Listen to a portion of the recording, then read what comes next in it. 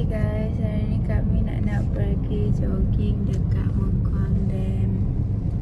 Sekarang pukul 7.45. Tadi aku bangun pukul 7 lebih. 7 lebih? Pukul 7. Oh dah. Bukan 6.40 kan? Tak tahu. Me and my sister ingin gaya hidup sihat sebab koko kakak jumpa jodoh ke kat sana kan? Aku ni tak tahulah. Masih herak. Pakai? In 1,000 feet, Masa turn patutnya right. tengkono tu orang kena buat sini kat aku.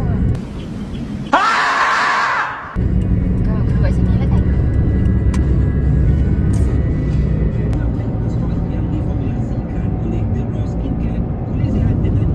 Tiba-tiba ramai. Mengkuang ayunya. Tiba-tiba ramai. Malu. Kami nak buat stretching.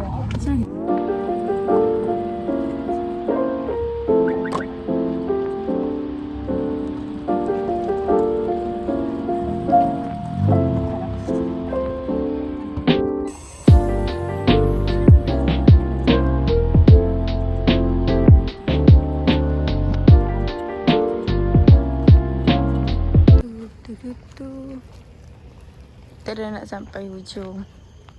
Tapi baru hujung satu, tak hujung sana lagi. Kenapa suka itu? Kami Dia dah cantik nak lagi. sampai. Lepas tu, by the way, kami dah habis dah. Sampai pukul 9 berapa? 8 minit. 9-8 minit yang kami dah habis untuk sebelah je lah. Sebelah lagi tu kami tak buat sebab kami penat. Kami ni beginner. 30 So minit. kita kena slow but surely, you know. This is me. Oh, ini sangat Cerah. Anda setengah jam kat sini. Setengah jam baru kita nak buat cool down. So makanan dah sampai. Ni kakak, ni makanan. Tapi ayam tak sampai lagi. So sejuk lah.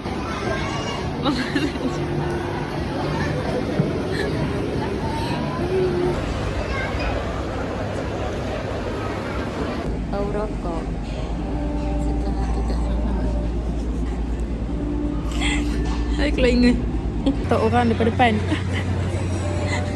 Ini mesti bodoh siap perempuan ni. Nak ni kari ke? Jom kita jaga masjid, jom. Kita pecah belah ke masjid.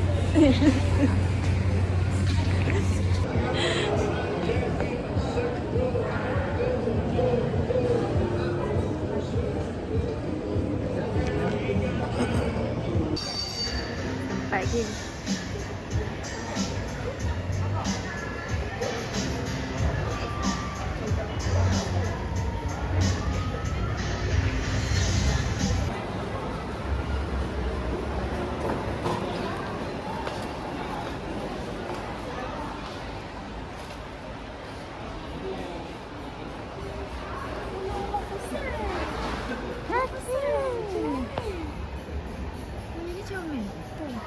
Ni yang ni jorong. Isha, sini.